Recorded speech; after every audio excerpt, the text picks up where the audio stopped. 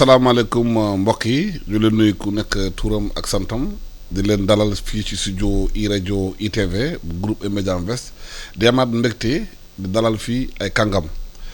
yi xamante ne seen domaine xam nañ ci lu bëree bëri ci mbirum assainissement mbirum inondation mbirum aménagement du territoire loolu moo tax tey ñu dalal kii di Pape Goumba Lo di directeur SEREC géologue la moom xam-xam màcc na ci mbirum aménagement du territoire mbirum mbënd bi naka lay demee ak yenn solution lañ ko war a wutal di tamit di dalal beneen kàngam di Boubacar Bari ñëpp xam nañ ko chercheur la associé à l'IPAR te xam nga màcc ci mbirum assainissement mbirum ndox ak nu muy demee liggéey na lu bëri ci pays africain yu bëri ci loolu moo tax tey bi askan wi nekkee ci njàkkare nekk ci jafe-jafe ndox mi bëri loolu ci réew mi inondation yi bëri nañu am jafe-jafe am sax nga xam ne dañu ñàkk seen bakkan ci loolu te daanaka réew mi yëpp a yëg maanaam jafe-jafe Casamance ba Fuuta Dakar foo laal ci réew mi ndox mi mu ngi walangaan di bëri li waral loolu yan matuwaay la ñu war a jël pour xeex loolu est-ce que solution définitive am na pour Sénégal bañ a dundati loolu ndaxte nee nañu plan décennal d'assainissement bu ñu waxtaanee nguur gi yéene na duggal ci 750 milliards plan d'investissement la plan bi nag dafay commencer 2012 dem ba 2020 2022 léegi nag plan boobu lu ñu commencé liggéey fa lañ ci toll ak yan jubbantiwaat la ñu mën a jël pour maanaam régler problème yi parce que askan wi mënuñu nekk at bu nekk bu taw ñëwee ñu nekk ci jàkkara ci jafe-jafe te ñu ngi ci li nga xamante ne feebar bi xam nga ne feebar bu doy waar la ñu ngi ko tuddee coronavirus bi bu ci taw yi duggee ndox mi taa maanaam moustique yi am paludisme bi am day yokk maladie boobu loolu yëpp ay problème la bu Pape Samba Goumba Lo mu ngi lay nuyu di la sant est-ce que inondation yi am tey ci réew mi lu ñu waroon xaar la. waaw merci Pape Samba Diop li ñu wax li ñu gis ne inondation ren yi ñun ñu ngi ko doon xaar pratiquement depuis 30 ans fanweeri at a ngi nii ñuy seetlu gëstu suuf yi ak ndox yi ak fépp foo xam ne ndox war na fa jaar seet bind ne dañ ko war a fàkk bàyyi ndox muy jàll ba pare ndox mi aussi xam nañ suuf yoo xam ne su fa nekkee suuf si ak ndox mi mënuñu ànd donc forcément day am inondation donc loolu depuis 30 ans dañuy wax ñun ñu ngi ci liggéey mën naa wax sax de plus de 30 ans parce que 85 la léegi su ma xalaatee war na mat oui bientôt 30 ans wala 35 ans. ñu ngi ciy gëstu am ci ay yoon yu leer te ci biir waxtaan daan ko mën a développer. Boubacar Bari yow chercheur nga lii xew tey maanaam sax ren 2020 bi SILS waa Agrimet neewu nañu année 2020 bi année bu bëri ndox la lay doon dans toute l'Afrique de l'Ouest est-ce que yaakaar nga war nañu mën a jël matuwaay gàttandu maanaam taw bi. waaw merci Alassane avant tout dama bëggoon vraiment jéem a xool ñi nga xam ne ñi ngi ci tiis yi masawu leen bu baax parce que dëkk ci ndox lu metti la di jaale tamit famille yu ñi nga xam ni yàlla moom na leen ci mbir mi sa laaj bi nag yomb naa tontu parce que at mu nekk avant taw bi di taxaw day am lu ñu naan prévision mooy jéem a seet naka la nawet bi di tëddee kañ lay commencer kañ la war a jeex lan lañ ci war a xaar ci ndox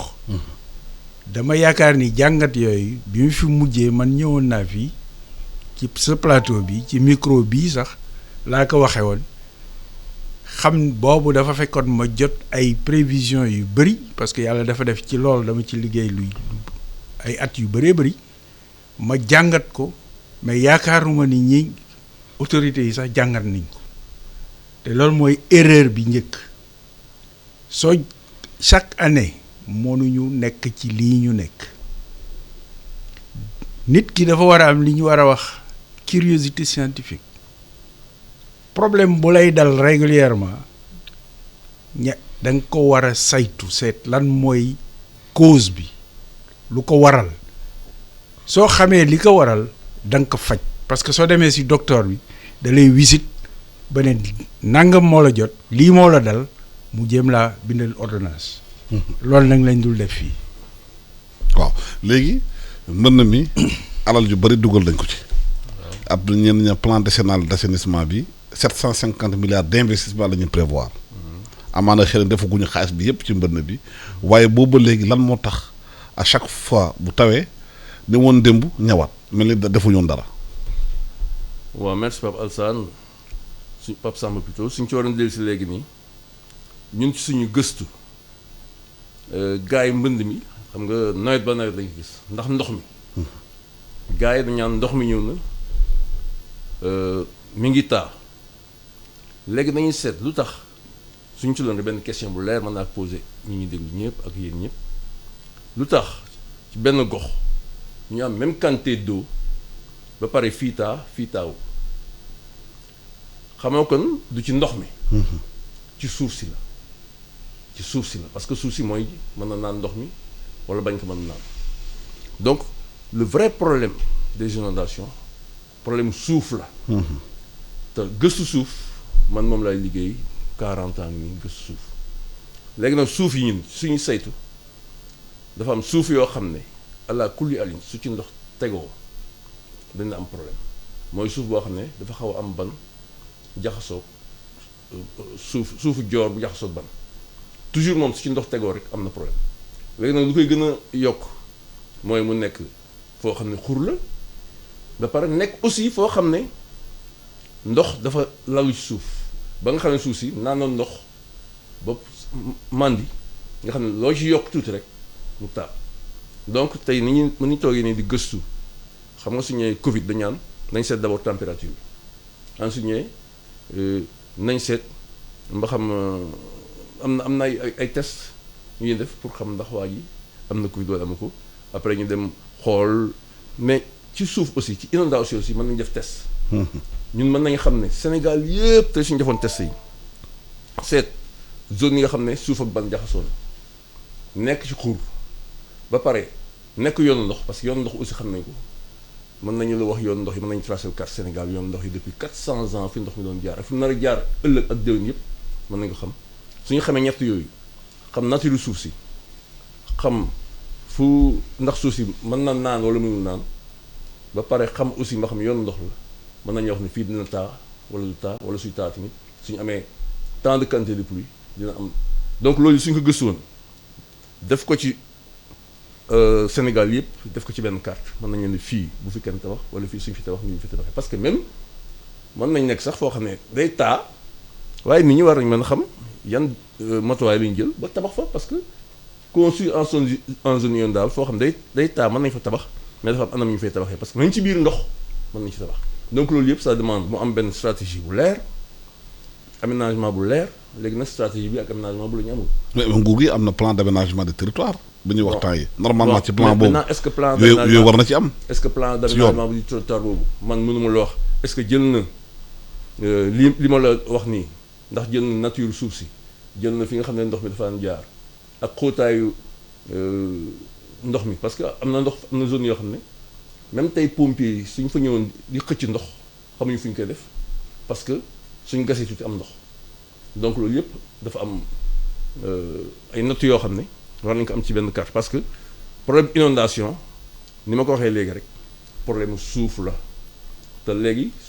ñi xam suuf ak ñi gëstu ci suuf am nañu ay solutions yu leer mais du man xalaatuma ne solution mooy di pomper parce que ñu ngi pomper depuis plusieurs années Abdou Diouf pompé na Abdoulaye pompé na Macky Sall ngi pompé donc pompe bi day nekk une solution comme ça ci bëccëg gi rek mais suba mu ñëwaat waaw. Boubacar Bari yow liggéey nga ci lu bari ci mbirum ndox yan matuwaay la ñu war a jël pour situation yi ñuy vivre ni population bañ ko di vivre yan solution la ñu am. waaw solution yi bëri na mën nañ ko def ay pàcc bi si njëkk mooy gouvernance institutionnelle de l'eau au Sénégal dañ ko fragmenté maanaam dañ ko tas. ay pàcc la ay pàcc yu bëree bëri ku nekk nag nekk buur ci sa environnement. loolu day tere bañ a am efficacité day tax du ngeen mën a am. synergie ak cohérence. ak cohérence ci li ngeen di def loolu moo fi am tey soo waxee ndox y a ministère yu bëri ñooy partager ndox mi. ku si nekk yaakaar na ni mooy responsable. soo demee tey nga ne damay war a def laboratoire d'analyse de l'eau waa environnement jóge fële ne ñoom la keneen jóge fële ne ñoom la mais loolu lépp dañ ko war a saytu dañ ko war a seet qui est responsable. am nañu soo demee ci pays yu organisé yi fii ci Afrique laay wax de man du ma joxe beneen exemple bu dul Afrique te xam naa yeneen exemple en dehors d'Afrique mais damay yem ci Afrique jii ci li ñu wër dañuy am ay commission nationale qui boo xam ni ñoom ñooy ils sont chargés de la ressource en eau moom la ñuy wax Water Commission au Ghana moo am Nigéria moo am Afrique du Sud moo am dans tous les pays anglophones ñooñu dañoo am li ñu naan un comité d'orientation et de suivi mooy espèce su conseil d'administration boo xam ni les différents éléments du secteur ñoo fay toog la population les représentants des élus plus li ñuy décider ci ndox yépp fa lañ koy décider loolu mooy cohérence beneen bi Sénégal mooy réew moo xam ni dafa doy waar la plupart soo jëloon tey ñi nga xam ni ñoo nekk en charge de ndox mi ñu si bëri xamuñu sax luy ndox c'est le copain de mon copain suma xarit la suma gi loolu moo war a lañ war a dakkal loo jàngul mënoo ko tari mu leer donc yéen wolof yi ñoo ko wax mu leer donc am yàlla def na ni am na ci dëkk bi ay xale yoo xam ni fii lañ jàngee wala bitim réew lañ jàngee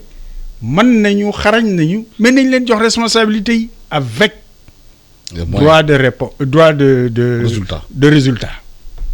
noonu la ñuy def mais mënoo jël benn waay rek parce que ñoo bokk fi ñuy xëccee politiquement nga ne maa ngi koy teg foofu nommé ko directeur mu ñëw bëgg indi genre politique boo xam ni day tax ña fa nekkoon sax mu inhiber mu noot leen ba nga xam ni ñooñu duñu mën a fay loolu moo fi am loolu moo fi war a jóge ndox nañ ko jox les techniciens en charge de l'eau léegi yeneen problème yi yeneen solution yi fi am yi mu bëgg a joxe foo tem tey ñu ne gouverneur taxaw na préfet taxaw na sous-préfet taxaw na population yaa ngi def doléance le gouverneur va répondre le gouverneur comme l'administration c'est une fonction c'est de facilitation il peut pas prendre des décisions mënoo jël décision ci loo xamul mu leer ala kulli alin ñi nga xam ne loolu lañ jàng nañ leen responsabiliser ne leen nag résultat lañ bëgg kooku mooy kii beneen bi suñ jógee ñu ne dañuy def ay station dañuy def ay pompe waaw mais ñiy pompe man dama yaakaar ni vraiment Sénégal affaire bi dafa wëlbatiku nit ñi seen xel yi dafa wëlbatiku da ngay dem jënd pompe ñëw teg il suffit que tu sois un hydraulicien de deuxième troisième année d'hydraulique nga romb da ngay gis pompe yi benn adapté wu ci conditions yi muy pomper alors que tu peux faire des stations mais stations de pompage dañ koy dimensionner c'est un travail d'ingénieur du bricolage danaa dellu soit ci beneen affaire ñu jël marché jox ko benn entreprise ne ko kaay defal ñu réseau d'assainissement wala réseau d'adduction d'eau mu ñu ñëw ils n'ont même pas les compétences dañ koy sous-traiter uti ay nit taf kaa leen ngeen defal ma mbir mi. mais taf yëngal bi. waaw ñooñu ñëw defal la du n'importe quoi non dañoo war a def ni entreprise bu réaliser benn ouvrage pendant 10 ans da nga koy garantir et s'il y a des problèmes mu impacte nit ñi da ngay fay su boobaa dessous de table dana wàññeeku tey soo xoolee réseau bi yi fi am yépp c'est sous-dimensionné dañoo jaxase les eaux domestiques ak les eaux pluviales alors que c'est deux systèmes qui doivent aller en parallèle mais qu'on doit séparer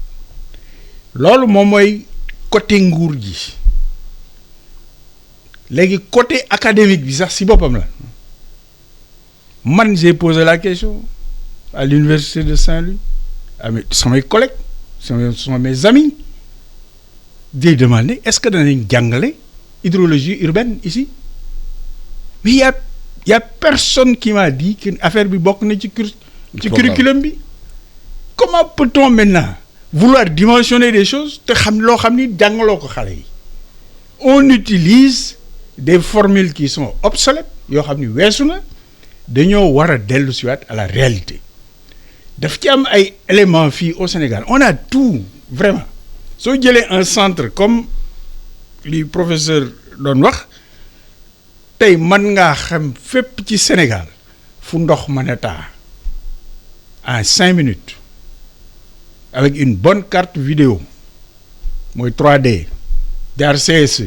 lan mooy ndeyu CSE nekk ministère de l'environnement lu tax mënuñu ko dugal université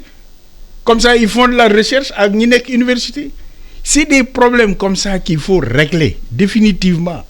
ñu bàyyi pàccoo bi ni lii na dem fële lële na dem fële loolu moo tax ñu tardé soo demee au Ghana Sergis qui est l'équivalent de CSE ça est à University of Ghana Legon au cœur de l'université mais fii ñuy jël ko ñu ne ministère de l'environnement c'est bourré de forestiers je n'ai rien contre les forestiers parce que bañ ko doon def dañoo bëggoon xam quelle était la couverture végétale dans ce pays-là mais l'outil qu'ils ont tu peux faire de la modélisation hydraulique man de def naa ko tu peux même faire de la prédiction de rendement de prédiction de production agricole loolu def naa ko te loolu mën nañ ko jàngal nit ñi mais pour ñu mën ko jàngal nit ñi dañuy dem fa ñuy jàngale mooy université il faut que ñu delloo yenn yi à l'université loolu mooy un des benn ci solution maintenant population yi mënuñu toujours di accuser l'autorité fii dañuy am canal mu nekk dépotoir gars yi ñoo ci sotti seen mbalit ñoo koy barrer ñoo koy boucher ñu occupation illégale des trottoirs fi ndox mu war a jaar nga fekk égout nga jël couvercle ba nga dem seeyal ko pour defar ay marmite c'est ce manque de civisme là mooy problème bi pour la population beneen bi fi may daanele pour le moment mooy beneen bi mooy gars yi construction yi da ngay ñëw gis koo xam ni day ñëw sotti béton sotti suuf ci mbedd mi fa ndox ma waroon a jaar mu boucher égout bi boucher lépp parce que nee na yow dafay tabax autorités yi mënuñu sax ñëw vérifier door ko facture ne ko da ngay fay parce que li nga def c'est une infraction mais loolu mooy indi problème yi foo tourner Ndakaaru garage la oto yu màgget yeeg yu baax yeeg yooyu yëpp mu nekk benn ndox ma du fuy ndox di jaar ndox fa mu doon jaar démb fa lay jaar ba suba parce que loolu la ñuy wax en physique chemin de minimum résistance loolu mooy ndox beneen bi man démb déglu naa seen rajo te am na koo xam ni dama ko déglu mais dama ko naw parce que li mu wax kooku moo xam Ndakaaru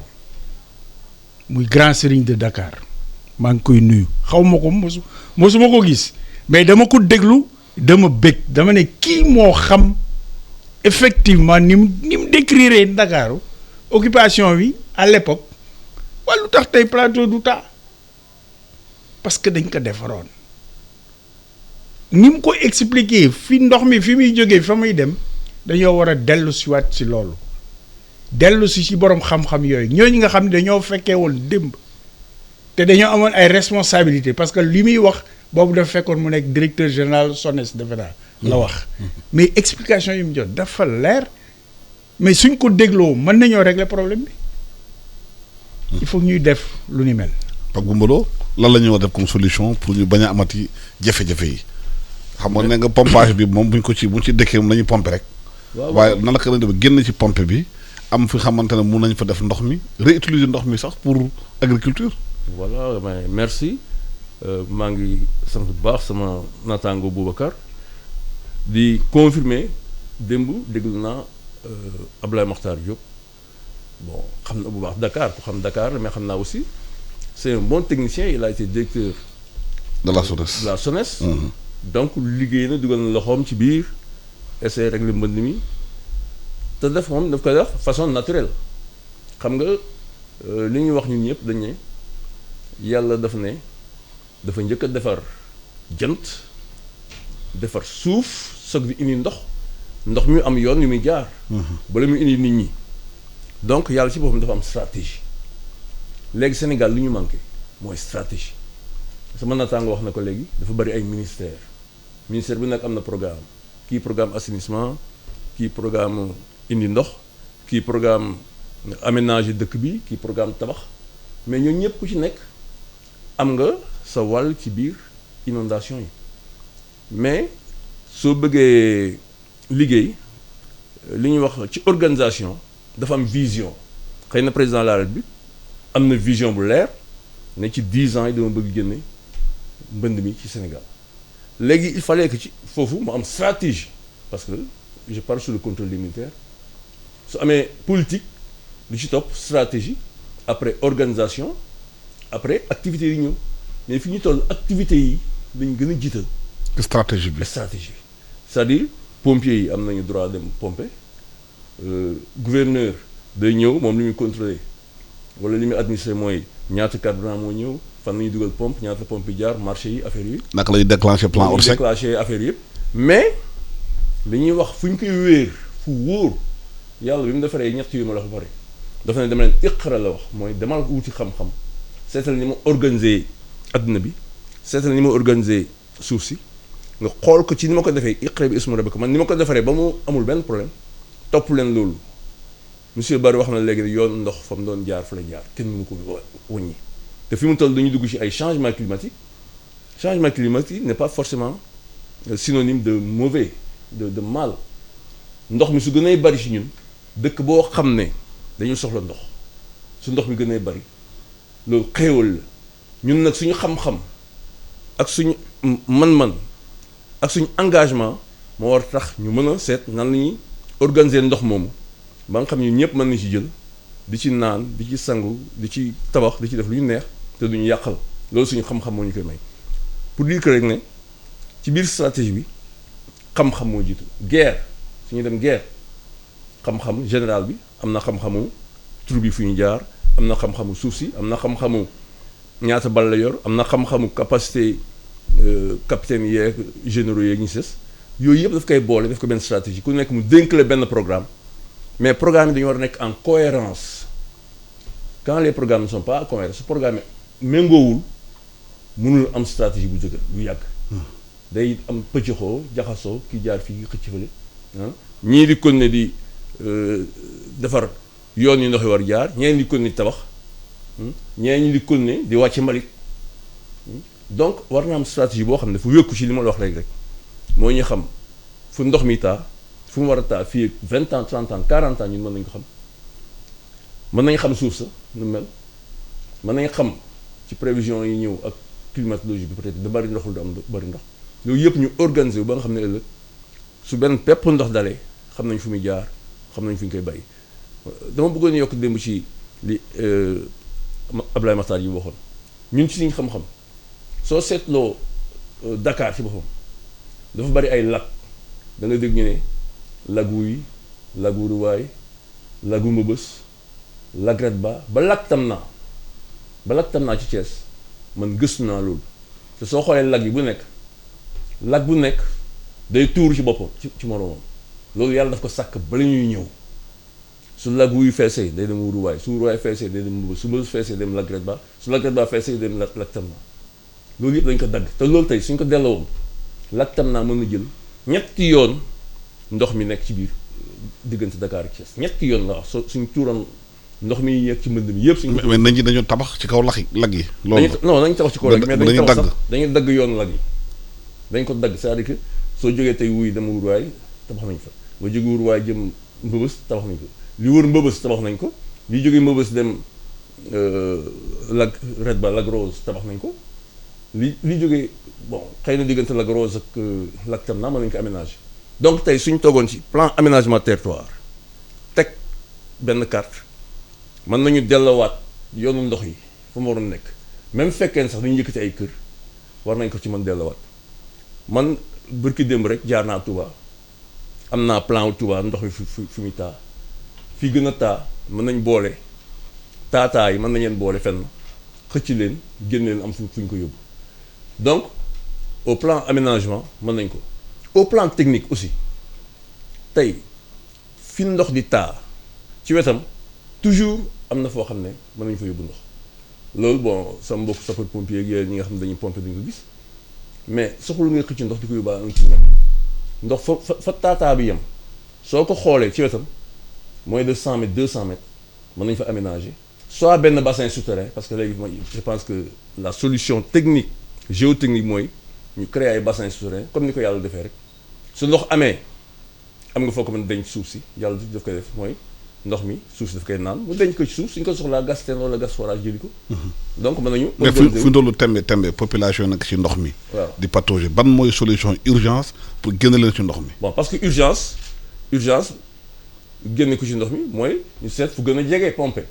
mais solution d'urgence dafa war a jeex mu ngi def tey solution d'urgence ba octobre ñu ne déwén octobre ba juin yi ñu nelawaat diggante ñaari solution d'urgence mën naa am une solution stratégique. man toujours bokk naa ci ba léegi defe naa bokk naa ci mais léeg-léeg du ma invité ci comité national inondation yi dama ci mës a bokk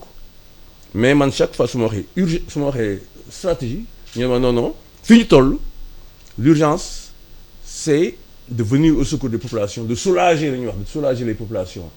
mais soulager bi dafay yàgg parce que depuis 20 ans 30 ans on soulage ça veut dire qu'on a une stratégie. Il faut ñu am stratégie boo xam ne suñ soulager génn leen ci ndox mi fi mu toll xëcc xëy na peut-être loolu DPC direction de la protection civile moo ma gën a compétent ci loolu parce que man c'est rek laboratoire boo xam ne may gëstu di xalaat joxe ay solutions à court moyen long terme léegi nag ñi nga xam ne ñoom ci tàng-tàng bi lañ mën a génne ndox mi comme ni ko docteur Barry waxee léegi war nañu xalaat nan lañ koy defee mais suñu xaaree man tàng nii peut-être pomper rek moo ci jàpp mais après pomper bi il faut ñu seet leneen. parce que ci cycle de l'eau amul fenn fu ñuy pomper amul fenn fu ñuy remblayer c'est-à-dire suul ndox kenn mënu ko suul ndox soo ko pomper tamit il faut nga xam foo ko yóbbu te pour nga xam foo ko yóbbu il faut rek nga préparer fi nga ko yóbbu. tey suñu demoon tey Thiaroye day taa fii ak 2 mois 3 mois wax ñu fi ñu yóbbu ndox mi mën naa réfléchir mais ci tàng-tàng bi nii fii ak gannaaw suba mënu ma leen wax ñu ko defee donc voilà la solution donc il nous faut une stratégie bi il faut ñu mettre en cohérence ak tous les programmes il faut aussi ñu xam à partir d'octobre comme ni ma koy waxee toujours rek ñu commencer réfléchir avant juin nan la ñuy régler problème yi te mën nañu trouver solution dans le sens. léegi population bi fu mu nekk nii ñoom lu ñuy wax yëpp leen yitteel mooy naka la ñuy génnee seen tànk yi ci ndox mi nekk seen kër nangu seen kër te ndox bu taawee si kër da leen di feebar yu bëri parce que ñu ngi ci période bi xamante ne Covid baa ngi fi te docteur Seydi keroog dafa ne paludisme bi bu ko amee Covid bi boole ci mun naa indi ji lan la ñu mën a def en urgence pour régler problème boobu. waaw man terme urgence bi sax moo ma def problème. waaw ba réew mi urgence rek na nekk. waaw parce que mënuñu toog ay depuis des années chaque année ñu ne urgence dafa dem bu mu nekk quelque chose de pérenne boo xam ni alors que urgence bi dafa waroon am dans des conditions extrêmes. Mais nekkuñu ci condition extrême je regrette nekkuñu ci condition extrême du point de vue pluviométrie soo xoolee bu baax li taw c'est vrai que taw bi lan mooy tax ndox di taa mooy mu am beaucoup de pluie en très peu de temps loolu la ñuy wax loolu mooy intensité tey soo bëggee réseau yi ñu am la ñu dimensionné wul proprement. Il faut se dire la vérité. Il faut revoir le réseau. Le réseau, le dimensionnement, c'est un flop, comme on dit en anglais. Ici, parce que dañu jaaxle même bu fekkee ne banlieue bi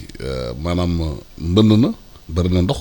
mais am na ay quartiers résidentiels yu mel ne ay Point E. parce que léegi ay Almadies sax day taa. mais parce que réseau bi moo jagul déggoo lu mu la wax réseau bi moo jagul moom lañ dimensionné wul proprement la plupart des éléments de dimensionnement yi ñuy utiliser tey c'est le CIH le comité inter-état de l'hydraulique d'études hydrauliques bi nekkoon Ouagadougou te ñu tëj ko au début des années 2000 où moi j'ai travaillé à un moment donné ñoo génnee ces trucs-là mais entre-temps les choses ont changé on parle de changement climatique. C'est le terme d'ailleurs que moi je préfère toujours variabilité climatique parce que je suis dans l'immédiateté des choses. Donc qu'est-ce qui se passe? Il faut ñu réactualiser li ñuy def mais loolu c'est vrai que population yi mënuñu xaar. Parce que soo dëkkee ci ndox mi mënoo xaar. yow li nga bëgg mooy ñu jële fi ndox mi mais nañu xam ni aussi loolu yombul solution bi ñu am mooy seen stratégie de pompage yi loolu moo fi nekk mais c'est aussi une stratégie pour enrichir des individus. Il faut avoir le courage de dire les choses. ñu luweekatu pompe yi. waxuma sax luweekatu pompe yi dañuy jël marché pompe dem jox ko benn individu mu dem jënd pompe yoo xam ne sont même pas adaptées les pompes ne sont pas adaptées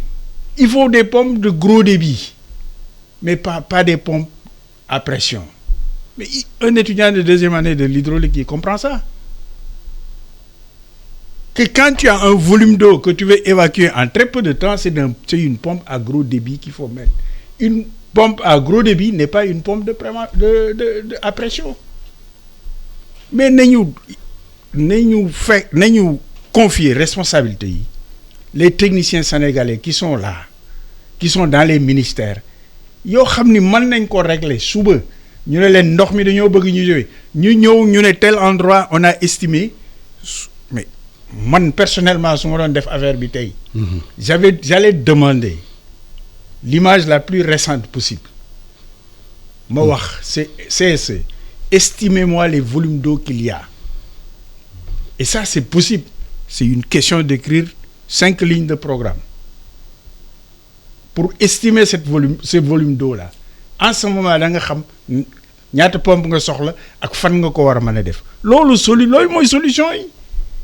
mais solution bi du ñëw rek voilà on va vous apporter des pompes ñu indi benn pompe boo xam ne c'est une pompe qui a un HMT de 100 mètres ou des trucs comme ça non j'ai pas besoin de ça parce que je suis à même le sol de pompe bi fi ma koy pomper niveau de pompage bi aspiration bi ak niveau pompe bi amul un dénivelé donc si j'ai besoin d'une pompe à gros débit on a besoin d'ouvrir des brèches pour que l'eau puisse partir et li ma d'accordul nañ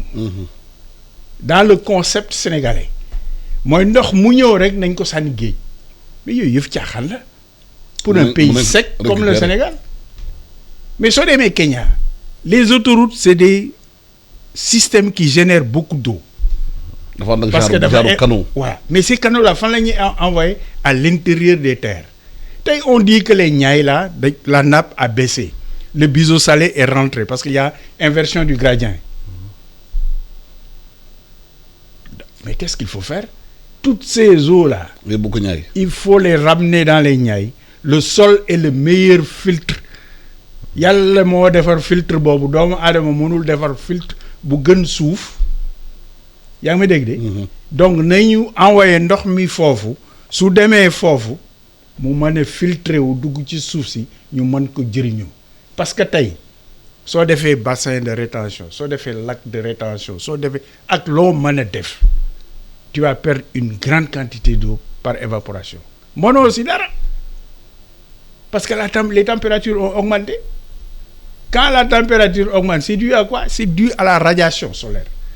et c'est ce rayon gamma là qui vient chauffer l'eau à la surface et qui permet une évaporation mais loolu sax c'est war na ko mën a calculer parce que c'est un flux de chaleur on a des outils on a des universités on a des trucs mais ñu dem domicilier ko feneen loolu moo normal loolu moo jaaduwul dafa laaj nag léegi saa waay ñu revendiquer suñuy droit c'est-à-dire que on est des Sénégalais mais il faut qu'on règle ce problème-là une bonne fois pour toutes et qu'on prenne nos responsabilités képp ku ci xam da as tuut nga wax li nga ci xam ñu dajale suñuy xam-xam ñu proposer ay solutions ndax réew mi mën a génn ci lii suñuy mbokk ñoo nekk ci ndox mi loolu moo fi am Ndakaaru daa bari ay chantier ñuy sumb maanaam nguur gi pratiquement gas na fu nekk. TER bi VDN bi BRT bi yëpp gas nañ ko. est-ce que chantier yooyu bu ñu koy doon defar. calculer woon nañu xëy na bu ñu ko defaree mun na mu fàtt feneen yóbbu inondation feneen. bon man mënuma dugg ci détail yooyu mba xam ñoom calculer nañ ko on ne peut faire que constater parce que. ndax ban impact la chantier yooyu am ci inondation yi. waaw apparemment am na ay impact apparemment d'après li gars yi wax ci rajo yeeg li population yi di wax soo demee Rufisque dem Pikine dagg na yoon yi suñu waxee ñu ne bon dagg na yoon yi parce que dañu nekk situation boo xam ne pareegul ñu ngi ci étude d'impact environnemental yi waaye pare nañ ko waaye tant que liggéey parewul mënuñu xam ndax baax na wala baaxul parce que ñu ni ñoom prévoir nañu fu ndox mi jaar mais dañu nekk situation yoo xam ne situation intermédiaire yoo xam ne forcément dina am inondation parce que yëkkati nañu ay tali te suñu yëkkati tali yi ndox mi dina wal dugg ci dëkk yi ci dëkkuwaay yi waaye li ma bëgg a wax ci monsieur Barry li mu wax léegi rek du pomper du fépp lañ mën a pomper di yóbbu géej parce que am na foo xam ne dëkkuwaay yoo xam ne ñoo gën a suufi géej donc suñ gën a suufi géej soo bëggee yëkkati ndox mi xëcc ko mu dem géej day métti mais am na yoon yoo xam ne mën na fa jaar mën naa wax ne par exemple tey su Lac Rose zone Lac Rose su inondé te àla kulli alin un jour ou l'autre changement climatique kon ne nii un jour ou l'autre dina am inondation mënuñu yëkkati génne ndox mi côté Lac Rose di ko yóbbu géej parce que Lac Rose dafa nekk moom su géej feesee mu jël ko lac yu bari yu ñu wër dañ ko defoon pour su yàlla daf ko sàkk pour su géej feesee jël ko mu jël ndox mi waaye du moom mooy jël ndox di ko yóbbu géej donc loolu déjà pompe bi pose na problème côté boobu deuxième côté même ci technique de pompage quelquefois da ngay gis foo xam ne dafa suufee ngay xëcc ndox mi di pomper yor pompe à haut débit comme ni nga waxee di xëcc mais da nga xëcc ba nga xam ne léegi yaa ngi xëcc ndoxu napp bi parce que lu gën a grave mooy ngay pomper di fekk géej gi di yéeg parce que am na dëkkuwaay yoo xam ne su géej gi di yéeg napp bi day yéeg donc napp bi di yéeg ak géej gi yéeg mooy créer inondation bi même su tawee tuuti rek bu fees donc yow sooy pomper di pomper mu xaw a ngacc tuuti nga taxaw ndox mi yéegaat boobu da fekk napp bi mooy yéeg mais du taw bi. te defe naa sama xarit sapeur pompier peut-être xamuñu loolu am na système boo xam ne plus ngay xëcc plus ndox mi di gën a ñëw parce que ndoxu napp bi ngay xëcc te donc doo pare mukk da ngay dem tant que napp bi wàccul donc war nañ jàpp ci loolu aussi technique de pompage yi suñ jógee ci détails yi mën nañu woon ne am na dëkkuwaay yoo xam ne suñu fay kenn war ko pomper parce que sooy pomper fii xëy na napp yi nekk wala bassin yi nekk yenn dëkkuwaay ñooy ñëw la fekk si foofu loolu c'est des détails opérationnels ci biir pompage bi mais ni ñu ko waxee rek il faut ñu am aujourd'hui à l'heure H nii ñu xam ne ñëpp a ngi ci biir ndox mi war nañu am benn genre réunion bu urgente diggante techniciens yi pour orienter décision wu décideurs yi li ñu wax. plan Orsec bi. plan Orsec bi woote mais plan Orsec bi ñu woote dafa am nu mu war a demee quand tu as un plan il faut avoir une stratégie pour doxal plan boobu mais fekkee nañ ne plan Orsec taf ñaata pompe la ñu soxla ñëpp di xëcc kenn xamul foo yóbbu ndox mi day nekk plan Orsec boo xam ne peut-être day jaxasoo mais moon nañ ci boole tuuti techniciens yi ñi nga xam ne xam nañu suuf xam nañ fu ñu yóbbu ndox mi xam nañ ñu ñuy jëfandikoo ndox mi ëllëg parce que du xëcc rek yóbbu géej lii xéewal la nañ ma baal fekkee ne xëy na am na lu ma heurté mais ndox xéewal la ci dëkk yàlla ñetti weer la ñu indil ndox moo xam ne mën nañ ko jëriñoo juróom-ñeenti weer ci des dëkk yëpp noonu la mel am na dëkk yoo xam ne sax ñoom 12 mois sur 12 la ñuy taw mais ñun 3 mois rek la ñuy taw ci 3 mois yooyu mën nañu organiser wu ba ndox mi ñu mën a xëy nañu koy jëfandikoo ëllëg dëkku mel ni Touba nga xam ne amuñu ndox mu neex tey su leen ndox mi demee bu wóor leen ba yàlla jox leen ndox mu neex bu toll noonu war nañ mën a gëstu ba xam ndox moomu suñ ko traité suñ ko am fuñ ko yóbbu traité ko ëllëg ndox mu neex moomu ñëpp jëriñ ci donc waaye ndox mënul nekk suñu ennemi ndox mënul nekk ennemi pays sahélien ndox mënul nekk ennemi wu nit parce que ndox moo ñu fi jiitu ndox moo ñu fi jiitu ñu dañ fekk ndox mi dañu war a organiser wu ba nga xam ne seet nu ñu dundee ak ndox mi maanaam j'ai toujours dit nit ñi nañ jàng lu ñu dundee ak ndox soo bëggee dund ak ndox parce que nit mënul dund sans ndox. parce que dañoo gis ay réew yu mel ni Hollande yeneen réew yu ndox dafay am mais dañuy utiliser ndox bi de telle façon ndox bi day am njëriñ maanaam dañu mun a utiliser inondation bi nekkaat benn force. waaw loolu lépp mën na nekk Hollande sax soo déggee soo waxee Hollande nit ñi du ñu gën a mën a comprendre da nga naan Pays-Bas. Pays-Bas Lowlands. waaw waaw lu tax mu nekk baa boobu c'est parce que géej gi moo tiim suuf si donc mën nga. tudd ko Pays-Bas. moom pour régler loolu ñu def lu ñu naan ay polder mooy endiguement mooy defar ay digg yu wër benn gox. surface. nga pomper ndox mi wàcce nappe bi parce que loolu lépp mën naa nekk mais ñun suñu cas dama d'accordul fenn fu ñuy pomper ndox mi di ko sànni géej loolu laa wax dama bëgg mu leer. dama ne comme fa ñuy béyee béyu noor légumes yi ñuy lekk ndakaaru gi yëpp ci fii lay jógee. ci ñaay yi lay jógee mu nekk benn écosystème particulier mais aujourd'hui avec les ICS avec les grandes exploitations ya fa am tey ku nekk di pomper ndox mi di wàcc nappe bi di wàcc su ma waxee nappe bi phréatique bi moo tax may wax mooy nappe superficielle bi muy wàcc ndoxu géej bi ñëw dugg xorom am après ñu ne la mënatuma béy parce que dafa am xorom te loolu sax taxawul ndox moo am xorom mën nañ cee béy mais kooku beneen wax la beneen discussion la léegi li ma bëgg wax mooy ndox mi ñuy jëlee ndakaaru gii lu ci bëri am na nu ñu war a defee un réseau d'aménagement gis Sénégal dañoo war a def lu simple mooy dañoo war a am un maillage hydraulique clair connu précis. J'insiste sur ça depuis que je suis là depuis que je suis rentré au Sénégal parce que dama fi gisul maillage hydraulique sëñ bi mi ngi wax léegi affaire Touba waa Touba ndox mi ñuy naan c'est de l'eau fluorée neexul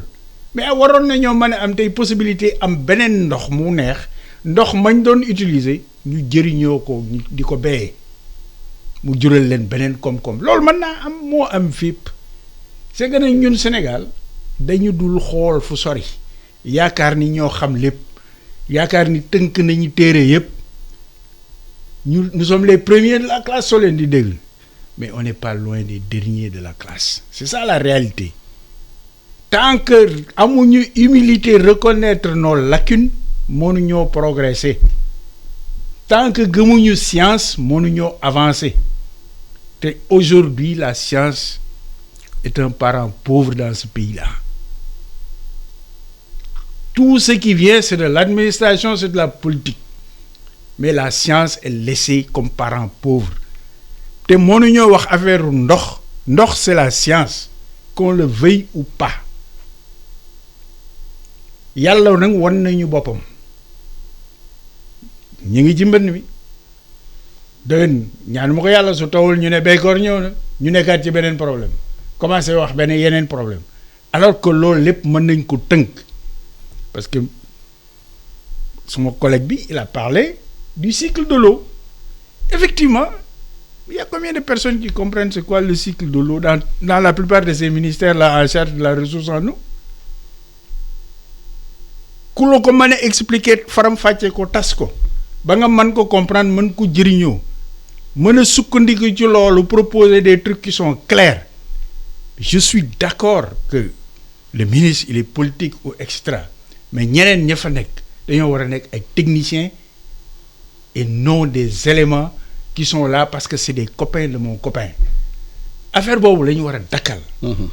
ñu am fulla am fayda ni problème bii bëggatuñ koo gis Sénégal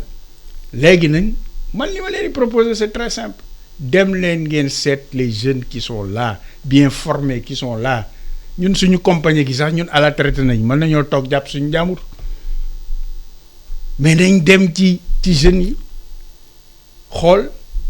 dem am na ci ñu nekk dans la diaspora parce que j'étais pendant plus de 30 ans hors du Sénégal à travailler dans ces questions de l'eau là. J'ai rencontré beaucoup de Sénégalais. Il y a des gens qui sont prêts à venir à s'investir à travailler mais nañ motiver ñooñu ñu ñëw ñu régler suñuy problème ñu mën a wax koom-koom ñu mën a wax développement. mais suñ ko deful on perd notre temps. gis nañu que ci ndox mi comme ni nga ko waxee sànq am na yu zone yoo xam ne zone non africaine yi. dañuy ñëw tabax ci ndox bi fu mu doon jaaree. mais loolu responsabilité maire bi bu joxee autorisation de construire bi ak état bi war a contrôler ndegam fu ñu waxee terrain bii joxe nañ ko diw ndegam ndox dina fa jaar ba am fa mais dañuy bàyyi l'accès bi installé wu ba nit ñuy tabax dëkk fa. te ndox mi bu ñëwee fu yàqal la. moom laa wax toujours damay déparé absence de stratégie mooy noo gisee ay programme yu bari nga boole leen ñu méngoo di doxandoo ba benn programme di yàq sa bopp moom la ñuy wax cohérence dans les programmes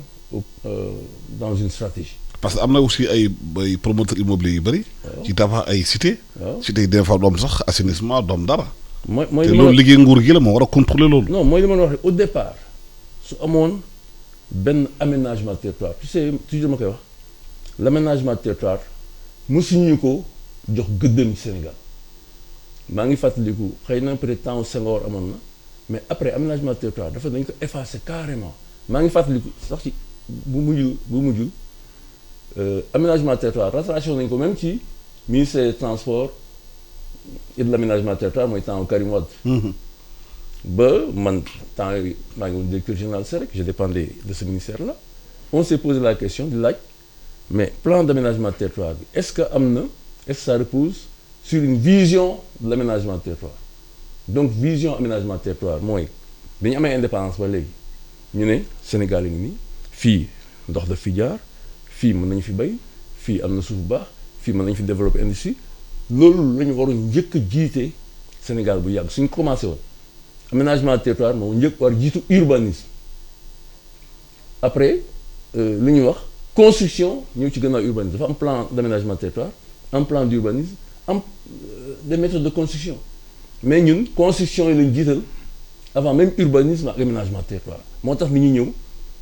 teg seen kër foo xam ne yoon dafay jox wala ñu toog si ak ne soxla nañu lii donc nañ toj kër yi pour defar ay yoon mais yoon yeeg yooyu yëpp dafa waroon génn ci plan d'aménagement territoire fi chemin de fer war a jaar fi ndox war a jaar fi ñu war a def ay bateau yooyu yëpp dafa war a leer ci développement bi et plan d'aménagement territoire dafay respecter la nature un plan d'aménagement territoire qui respecte pas la nature day am problème c'est-à-dire que dañaan la aménage ou plus tard tu vas déménager si tu n'aménages pas tu seras obligé de déménager. tey su ma neexoon tey ma ne rek. nañu appliquer principe boobu moo ñëpp ñi nga xam ne respecté ñu plan d'aménagement territoire nañu leen déménager. mais at bi def nañu validation plan d'aménagement territoire bu ANAT. est-ce que yaakaar nga ne dañ koy appliquer tamay yegg ci. soo déménager wul officiellement ndox mi dina la déménager loolu moom la nature est comme ça demal tey Diamniadio xëy na am na zone yoo xam ne gars yi. am na ndox dëkk nañ ci ndox maa ngi ñëw mësuñu xalaat ne ndox dina fa jaar mësuñu xalaat ne foofu dafa am ay xar-xar foo xam ne fa la ndox mi jaar leen fekk ils seront obligés de déménager même suñu yëkkatiwul ndox mi leen yëkkati. waa Diamniadio wala suuf si yëkkati leen soo dëkkee foo xam ne yoonu ngelaw la wala nga dëkk ci booru géej gi foo xam ne géej gi dafay jaar wala ndox mi dafay jaar pour dem géej ndox mi dina la yëkkati donc il nous faut un plan d'aménagement territoire qui respecte la nature suñ ko respecté wu ëllëg nature bi mooy jël yoon moo lay ëpp doole ndox mi la ëpp doole ngelaw la ëpp doole suuf su bon si soo amul sax suuf bon suuf boo xam ne nag dëkk nga fa te xamal noo koy tabaxee dina la yëkkati donc il faut ñu mettre en place un plan d'aménagement territoire qui soit cohérent boo xam ne en plus damañ ci génne des plans d'urbanisme génn ci des méthodes de construction yoo xam ne day respecter nature bi respecter ñëpp comme ça ñëpp am jàmm mais fekkee da nga ñëw dëkk foo xam ne ci biir ndox mi la ba pare ëllëg nga ne maa ngi woo nguur gi mu génn ma ci sama ndox mi yaa ko teg sa bopp wala gis nga fa nii ay murs yu daanu te aussi les techniques de construction je te dis même dans l'eau même ci biir ndox mi mën nañu ko tabax mais dafa am technique yoo fay tabax soo ko fa tabaxeewul noonu ndox mi na la yëkkati ngelaw na yëkkati suuf si na la yëkkati. monsieur Barry est-ce que yaakaar nga ne fu ñu toll nii ak dëkk bi nu mu jaxasoo ni ñuy tabaxee na neexee dina yomb tëggaat dëkk bi ak dëkkaan yi. waaw mais non mais pourquoi pas xam nga loolu moo la mais. parce que bu fekkee ay politiciens ñoo ngënk affaire bi. di xalaat bu ñu doxalee population bi ñu di lu wooteel. xam nga Obama bi muy ñëw Accra daf ne on n'a pas besoin d'hommes forts on a besoin d'institutions fortes man j'étais là-bas. boobu j'étais le directeur Afrique de l'Institut international de gestion de l'eau et j'étais basé à Accra. ba muy def discours am boobu j'étais là et j'avais applaudi. Il faut des institutions fortes. Abidjan mas na am lu ni mel Abidjan mas na am lu ni mel mais chanteur renommé ivoirien bu ñëpp xam moo dem tabax fa mu warul a tabax mu bloqué benn canal. Alpha Blondy. dans le kër gi.